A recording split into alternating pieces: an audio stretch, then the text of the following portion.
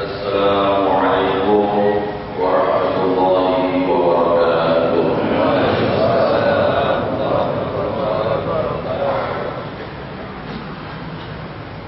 Alhamdulillah, alhamdulillah ala ni'amihi al-mutawadiyah, wa nahmaduhu subhanahu ala minanihi al-mutakathirah. Ashhadu an la ilaha illallah wahdahu la sharika lah, wa ashhadu anna Muhammadan abduhu wa rasuluhu la nabiyya ba'dah. Allahumma wa salli wa sallim wa barik ala abdika wa rasulika imamina wa syafi'ina wa maulana Muhammadin sayyidi ahli dunya wal akhirah wa ala alihi wa ashabihi an-nujum as-sadirah. Amma ba'du, subhanaka Allahumma la ilma lana illa ma 'allamtana innaka antal 'alimul hakim wa tub 'alaina ya maulana innaka antat tawwabur rahim. Rabbi shrah li sadri wa yassir li amri wahlul 'uqdatam min lisani yafqahu qawli. Para habaib, para kiai, para ustaz, para ahli Quran khususipun sedaya jamaah majas ingkang Allah takdimaken. Marilah kita bersyukur dan berterima kasih serta memuji Allah atas segala karunia yang dilimpahkan kepada kita, atas segala nikmat yang diguyurkan kepada kita sampai pada pagi hari ini.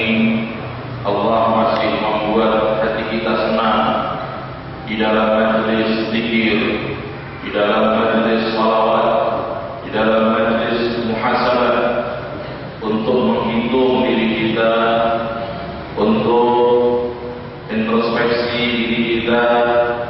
Kita masih disenangkan oleh Allah duduk bersimpuh di hadapannya, berdoa, bermunajat sambil memenuhi hati kita dengan perasaan baik kepadanya. Kita masih disenangkan oleh Allah di pagi hari ini dengan berkumpul bersama saudara kita sesama muslim karena Allah.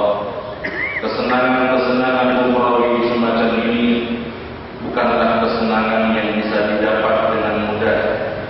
Ini semata-mata tanda sayangnya Allah kepada kita semua. Ini semata-mata tanda kita dikehendaki kebaikan oleh Allah Subhanahu wa taala. Karena itu bersyukurlah kepada Allah dan ucapkan alhamdulillah, alhamdulillah, alhamdulillah. Salawat dan salam penuh cinta dan hormat semoga disampaikan kepada junjungan kita, teladan kita, pembimbing kita, penolong kita kelak di hari kiamat, Nabi besar Muhammad sallallahu alaihi wasallam beserta keluarganya, para sahabatnya dan seluruh pengikutnya yang setia di dalam sunnahnya. Bapak Ibu sekalian rahimakumullah, salah satu ciptaan Allah yang paling ajaib adalah hati manusia. Hati manusia begitu misteri untuk dunia kita. Hati manusia adalah pemimpin untuk jasad dan fisik kita. Hati manusia begitu elastis. Dia akan terlihat luas dan merasakan kelapangan yang luar biasa apabila hati itu sedang senang dalam berzikir. Apabila dia sedang mengingat luasnya rahmat Allah, apabila dia sedang merasakan kedekatan dengan Allah, apabila dia sedang merindukan surga, hati itu begitu luas, begitu terang, begitu insyaallah. Tetapi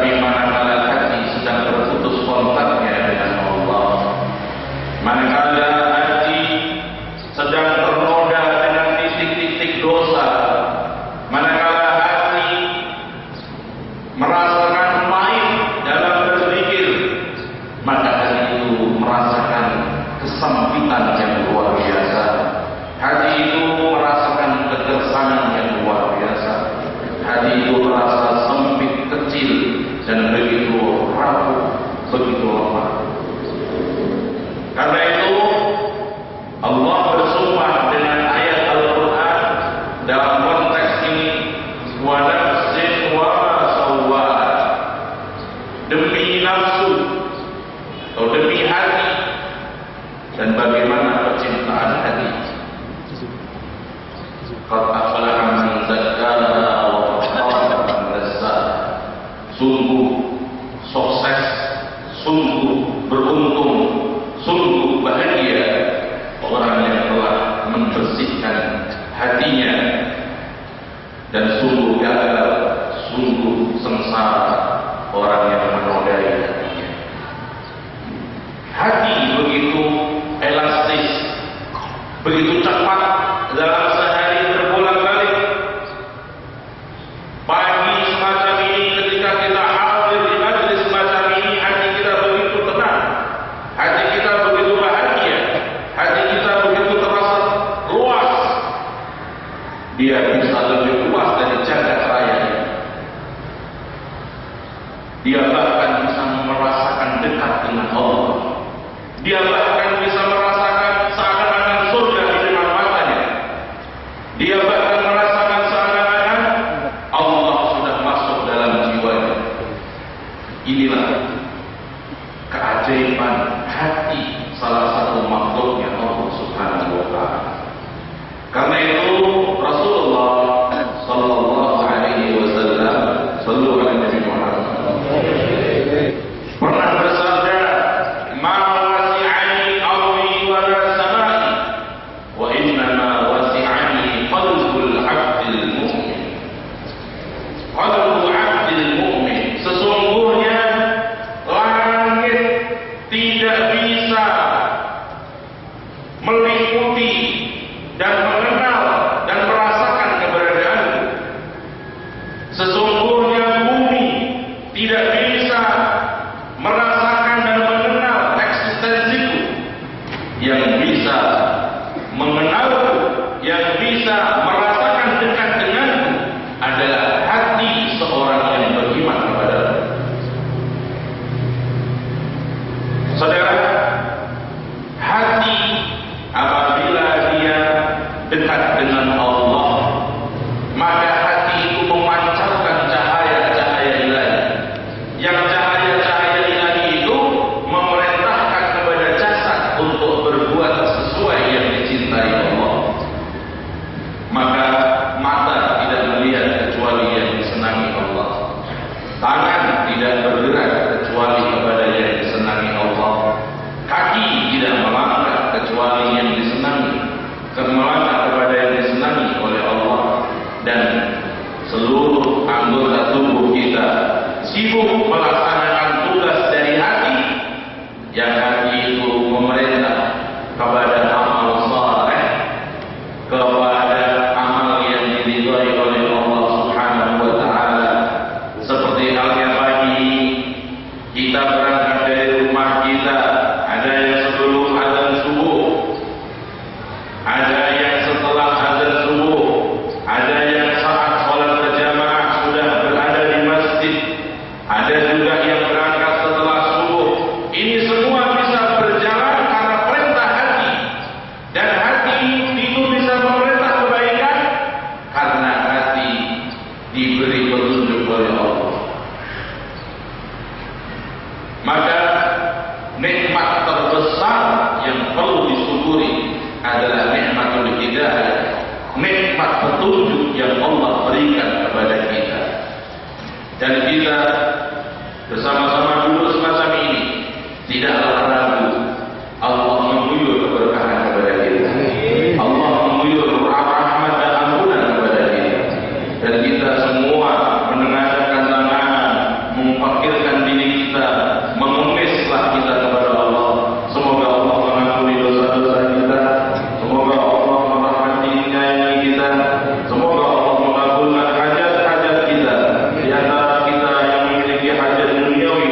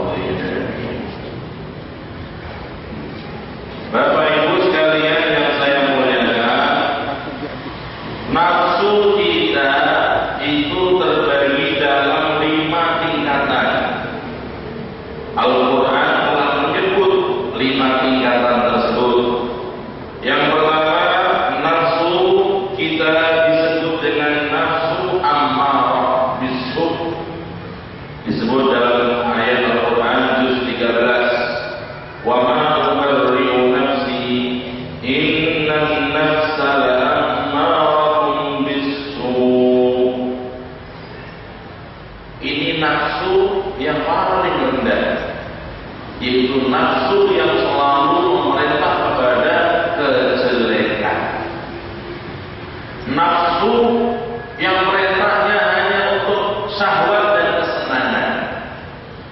Nafsu semacam ini yang menjadikan manusia serakah, banyak-banyakan harta sampai tidak pandang bulu makan teman, makan saudara,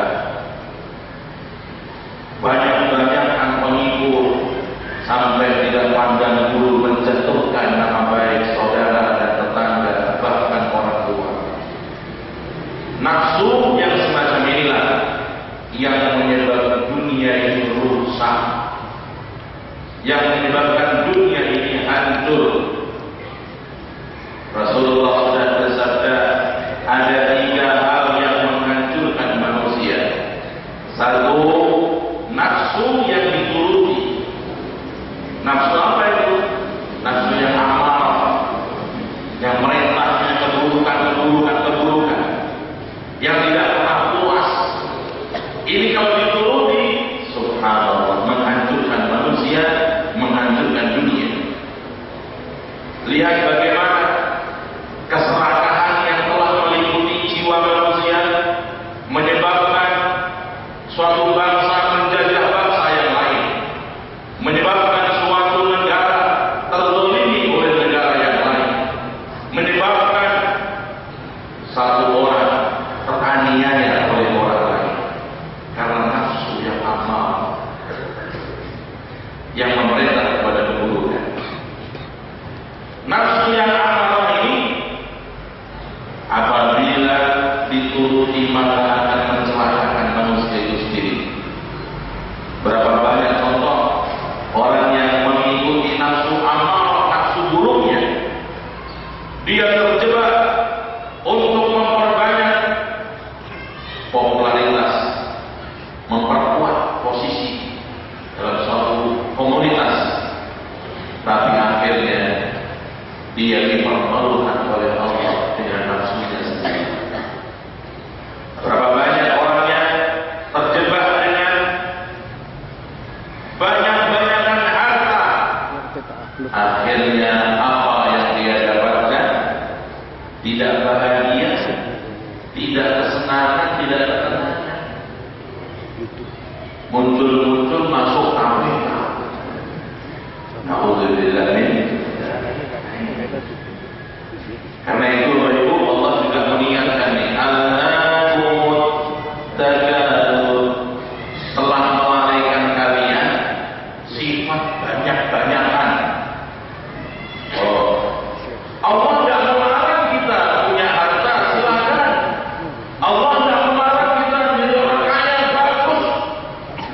Tapi yang dilarang oleh Allah, kita ingin mencari harta sampai lupa sholat, kita ingin mencari harta sampai lupa didik anak, kita ingin mencari kumpulin harta ditumpuk-tumpuk sampai nggak mau sedekah, nggak mau infak, kita ingin sibuk banyak-banyakan nominal duit sampai kita nggak sempat untuk menyapa istri dan anak.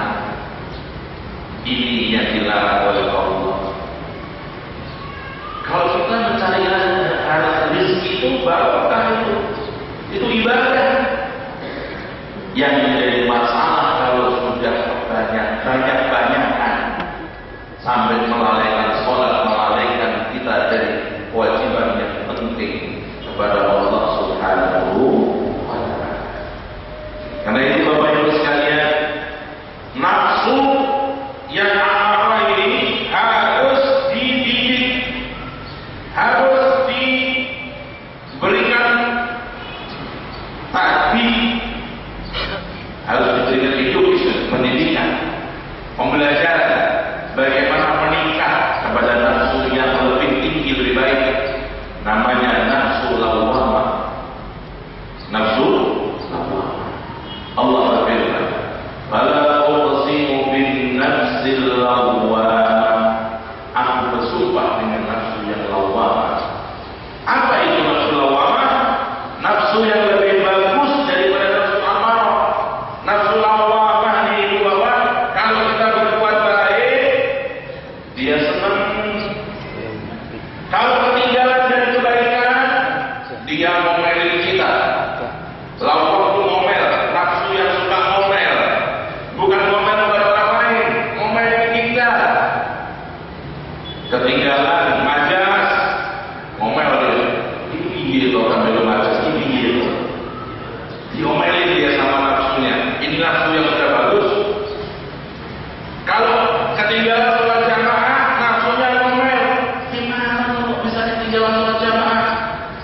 tekun, pahalanya ini besar, fadilahnya besar, jangan tinggal lagi.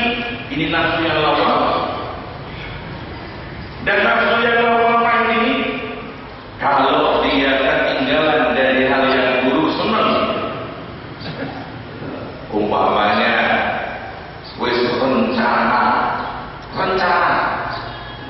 nanti malam mau qiyamul lail nonton bola. Qiyamul lail nonton. Kalau zaman dulu qiyamul lail itu sholat. Kalau sekarang qiyamul lail campur. Qiyamul lail sholat 2 rakaat 5 menit, nonton bola 2 jam setengah. Masya Allah.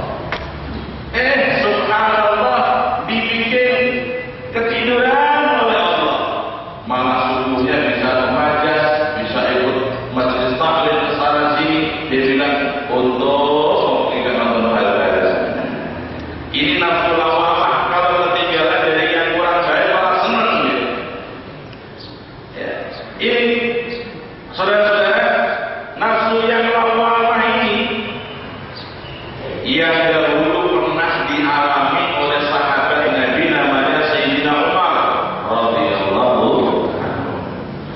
Al-Kisah dalam hadis yang sahih Al-Imam Al-Bukhari menceritakan Sayyidina Umar khalifah Nabi waktu Nabi tasih sugeng, Nabi tasih sugeng Sayyidina Umar niki piyambake di nuweni kebun kurma.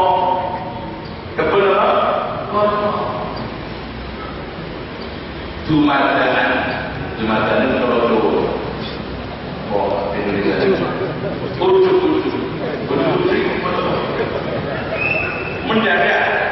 Mendadak dia itu kaget karena kebun kurmanya itu kok hasilnya berlimpah ruah yang seperti tahun-tahun sebelumnya.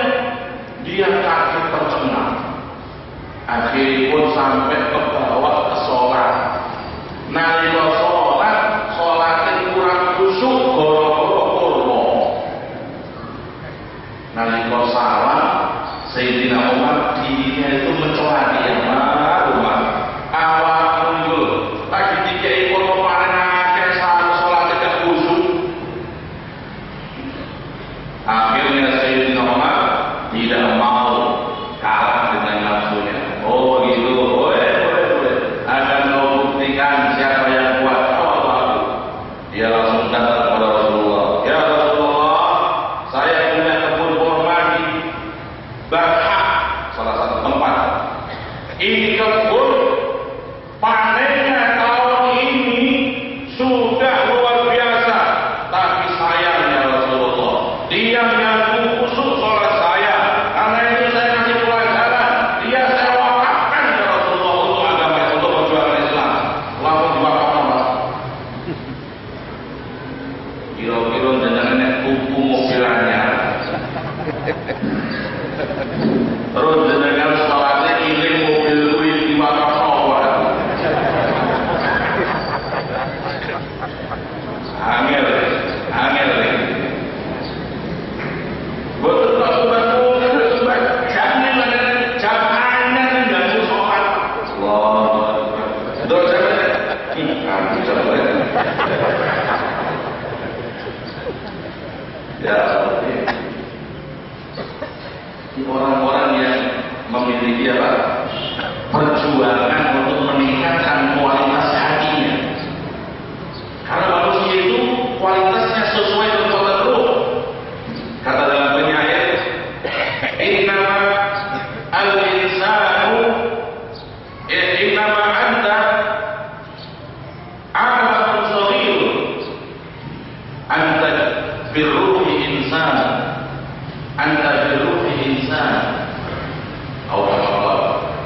Kata dia, hai manusia, kau itu sebenarnya adalah alam yang kecil. Kenapa manusia dikatakan alam yang kecil? Kalau kita melihat alam ini kan diciptakan oleh Allah. Itu tempat penampakan sifat-sifat Allah. Jadi jagat ini diciptakan oleh Allah itu sempurna. Allah menampakkan sifat kasih sayangnya di dalam satu makhluk yang penuh kasih sayang. Kalau kita lihat seekor kucing, ya dia sangat sayang sama anaknya. Itu kita ingat, ya Allah, ini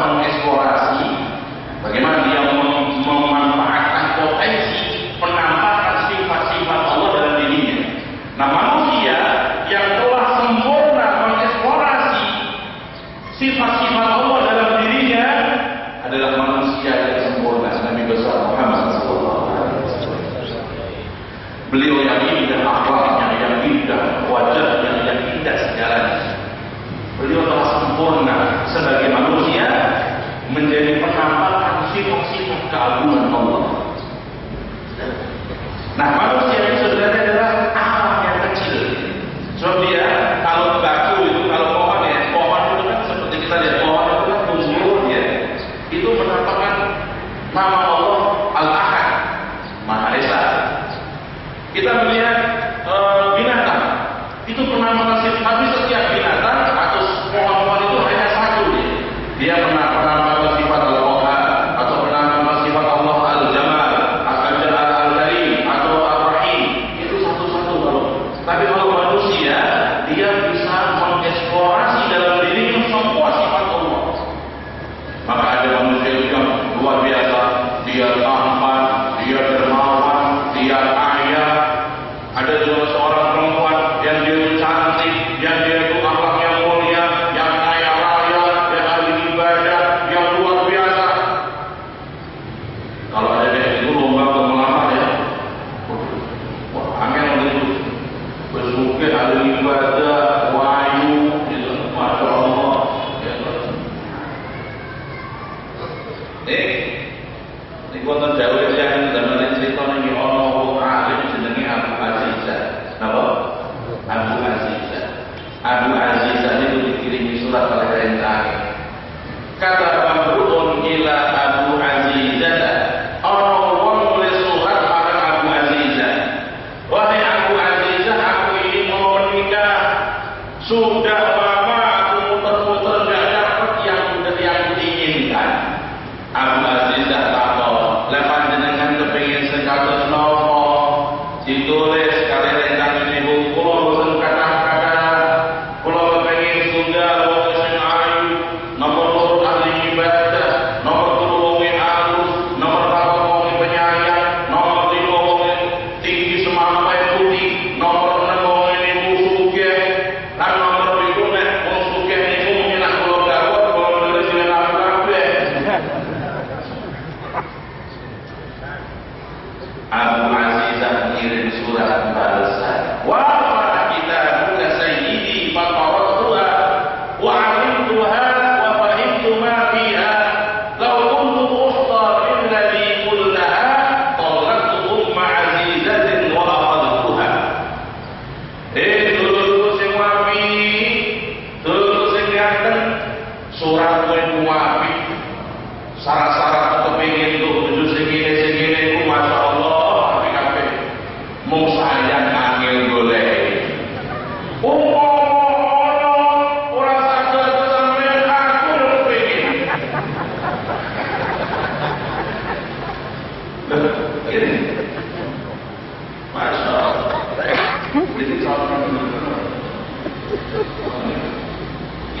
terus, ini keindahan Allah yang perlu dieksplorasi dalam jiwa kita. Ayo manusia, engkau tempat penampakan sifat-sifat keindahan Allah. Jadilah tempat penampakan sifat Allah penyayang. Jadilah penyayang pada siapapun.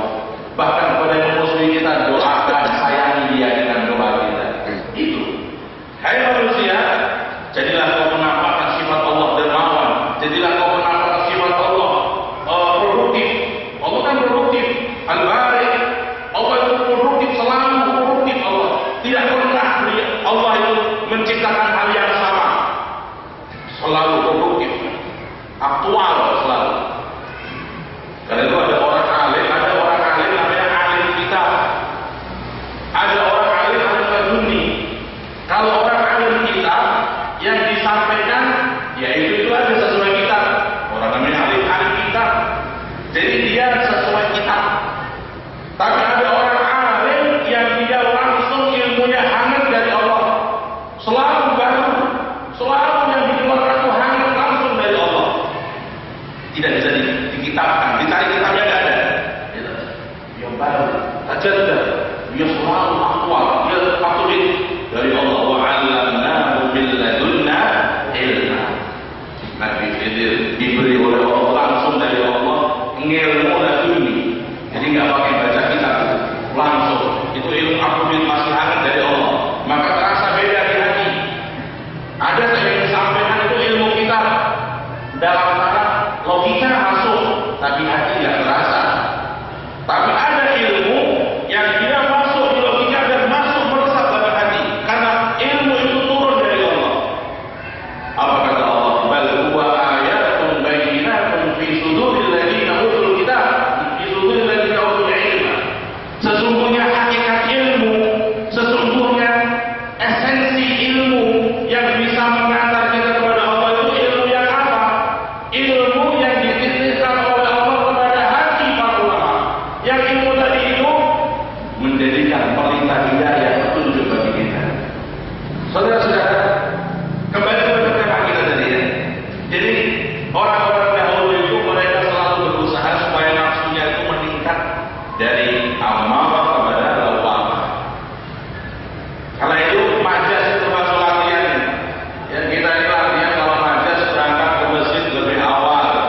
Kita senang duduk di majelis. Dulu selesai jam 6. Kita yang motor di orang. Ini latihan ini. Ini menyerang jam itu Pak. Langsung ke arah kecil. Saya pagi pilih-pilih. Jadi kita latihan majelis taklim ini juga perlu latihan karena nafsu yang amarah diajak pengajian malas nonton TV rom jam gak kroso pengajian tapi makan ngabut itu 1 ton segini pengajian itu ya Allah paling sing paling mojok-mojok itu berdiri mojok-mojok berdiri ada liga langsung di mulut tapi gak langsung dulu Rompet langsung amblas jadi mana pengajian itu mojok-mojok dengan saya tengah-tengah awan dulu orang jamaah ini nah nafsu lawan ini kalau terus dididik, digembleng dipaksa ibadah, dipaksa untuk riyadhah, dipaksa untuk musyahadah dia menjadi nafsu yang bagus namanya nafsu mutmainnah. Ya ayyatuhan nafsul mutmainnah. Ini kalau sudah nafsu mutmainnah Pak, ini dengan sholat subuh setengah jam tak kosong. Mutmainnah ini gak ubah kelas. Tapi belum mutmainnah itu setengah jam. Sikil seperti klok.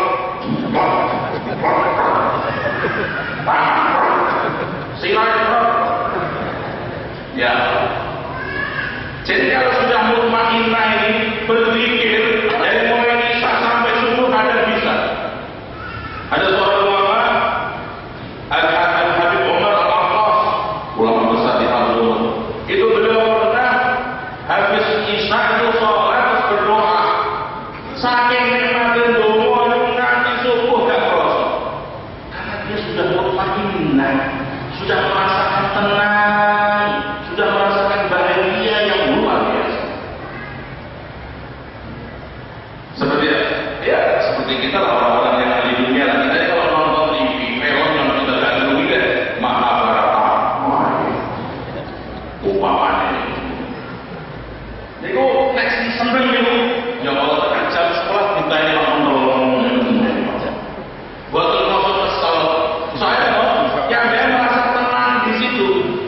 Nah ada orang yang nafsunya mutmainnah dalam berzikir kepada Allah, dalam ilmu. Ada ulama di Mesir namanya Al-Imam As-Suyuti. Al-Imam As-Suyuti itu dari gandrungnya kalau sudah baca kitab tafsir atau ilmu agama itu beliau sampai lupa makan, lupa apa. Pernah sekali suatu ketika beliau baca kitab dari mulai isya ngantos awal jam 8 nembe sadar ngantos kelalen. Orang-orang yang sudah mutmainnah. Nah, keuntungannya apa orang kalau sudah nafsu mutmainnah? Apabila seseorang sudah nafsunya mutmainnah, dia sudah terbiasa mutmainnah ketika berucap la ilaha illallah, hatinya tenang nikmat. Ketika baca Al-Quran, hatinya tenang dan nikmat. Ketika mengingat Allah, hatinya tenang dan nikmat. Faedahnya apa? Faedahnya saat menghadapi sakaratul maut, dia sangat tenang. Karena dia sudah terbiasa tenang dalam lafaz Allah. Dia sudah mutmainnah dalam Al-Quran. Dia sudah mutmainnah dalam zikrullah. Dia sudah mutmainnah dalam la ilaha illallah. Ketika datang ajal, dia tenang. Tidak ada rasa takut. Tadi yang di dalam ayat yang kita oleh kita tadi. La khaufun alla tahzanu wa abshiru bil jannati allati kuntum tu'adun. Nah, di bawah itu surga ketok tengah jenis. Malaikat jauh, sedelemahnya sampai wis tinggal dunia dan membunuh ini ini. Mesem. Cepet-cepet ya Allah, cepet. Sudah terasa nanti. Soalnya kok ketinggal. Wong sing iman dan istiqomah dapat itu nanti. Waktu saat aja akan diambil, Allah mendatangkan surga di depan mata dan kelihatan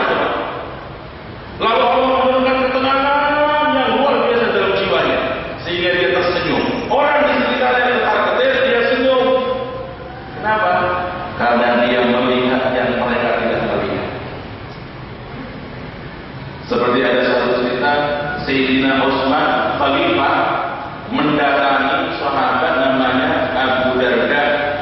Abu Darda ini sahabat Nabi. Beliau sakit parah, sangat-sangat kritis. Sayyidina Utsman datang, Abu Darda, kau sakit? Senyum Abu Darda.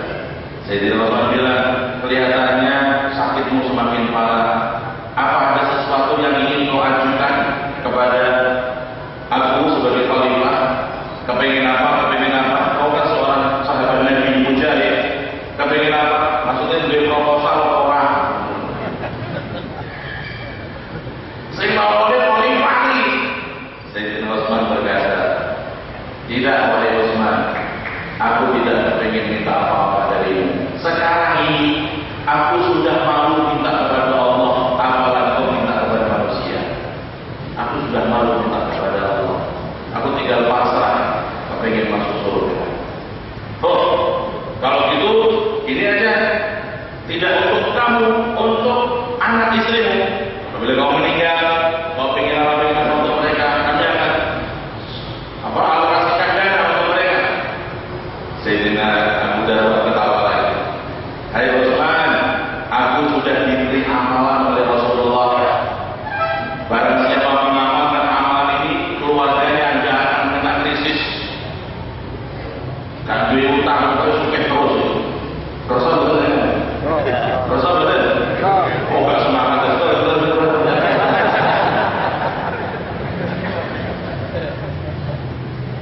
Kata Abu Darda, aku diwasiati oleh Rasulullah. Barang siapa setiap malam membaca surat Al-Waqiah, maka tidak akan ditimpa krisis ekonomi. Ajarkan anak istrimu untuk membaca surat tersebut setiap malam, kata Nabi Muhammad SAW.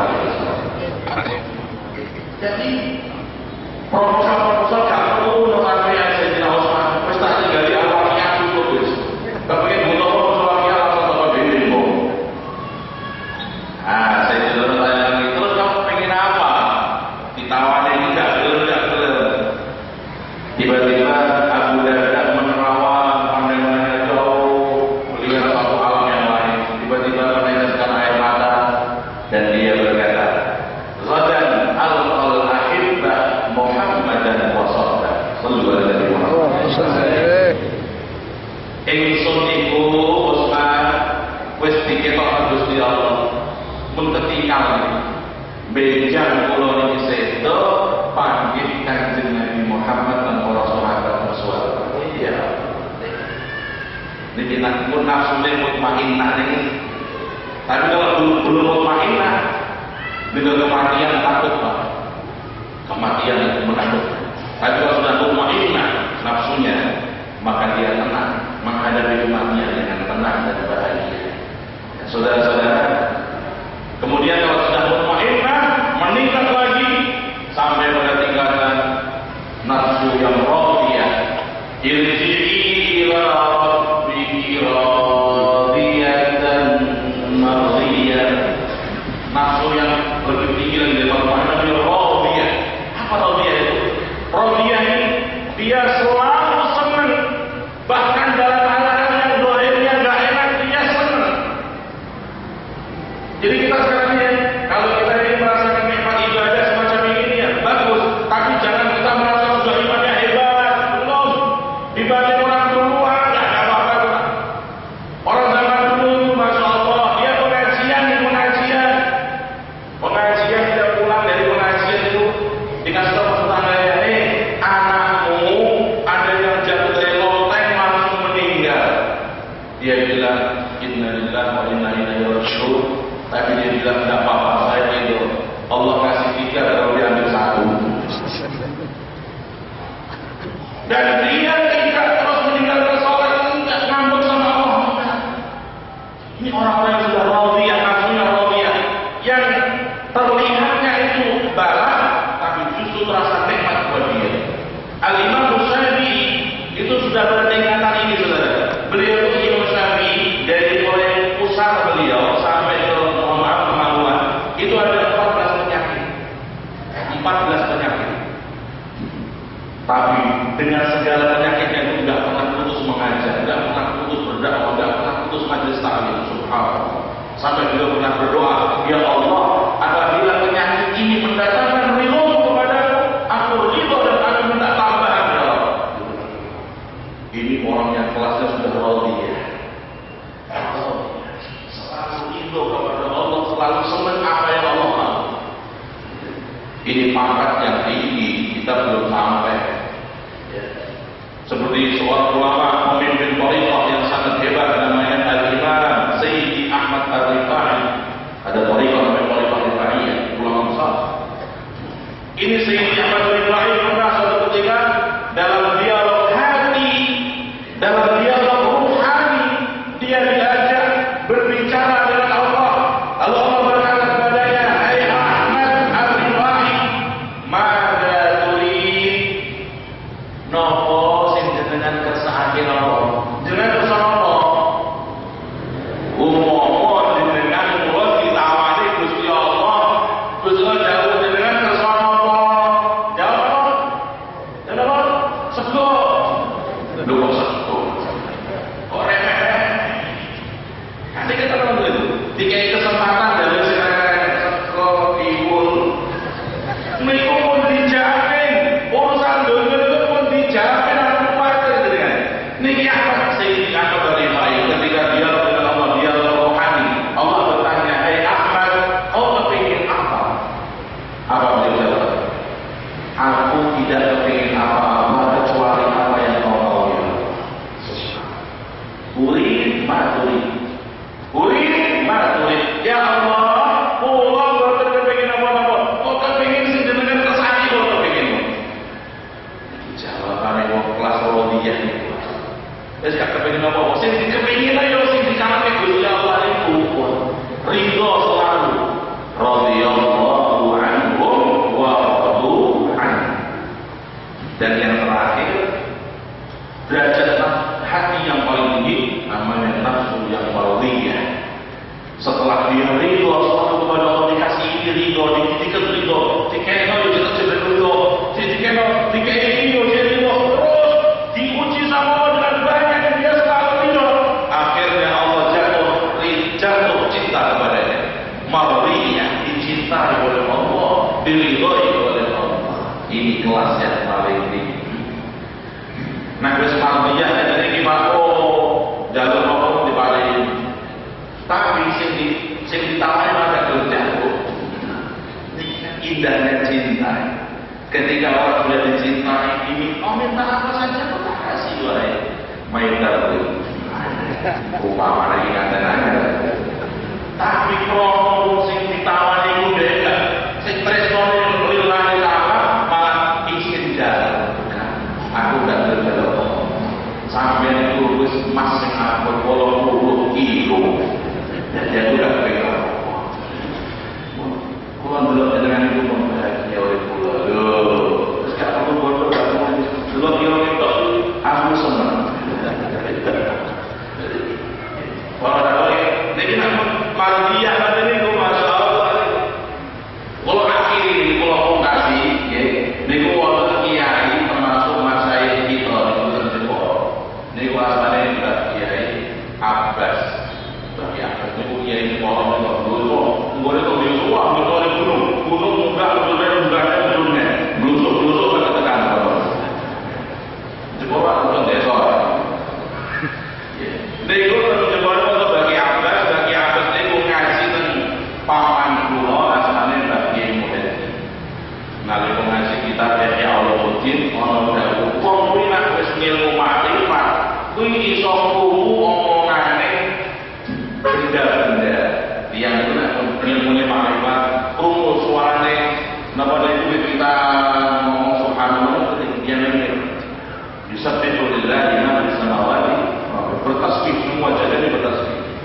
Nek makrifat apa aja dulu makrifat ora iso. Dulu kita godhong ngene. Niki Mbah Abbas niki suatu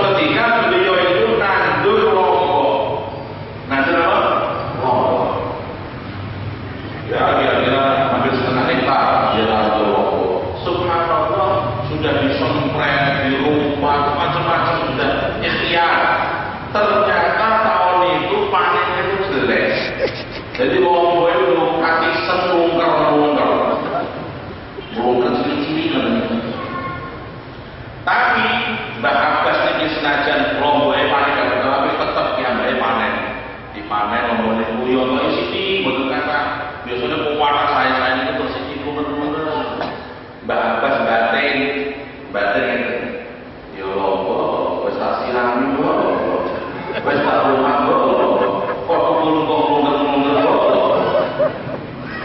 boten tengah boten ngucap lamaran tok lajeng Mbak Abbas niku pinarak teng sore wiwitan kaliyan bukan bernapas bernapas nalika piyambake nembe ambekan itu dia ditambah oleh Allah lombok-lombok ini pada berdiri ngatur kabeh berdiri dan berani bocah-bocah dan koyo iki Abbas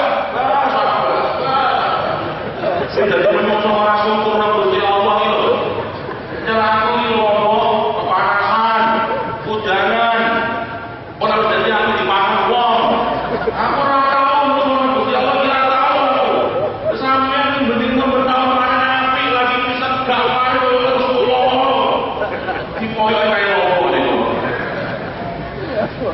Bahagia sekali ya Allah menungso wis boten kita kalah lombok ilmune.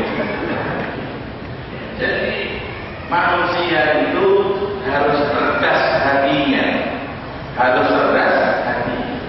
Kadang di balik satu ujian ada hikmah yang besar. Maka cintailah Allah apa adanya dengan segala kebesarannya, dengan segala kemauannya.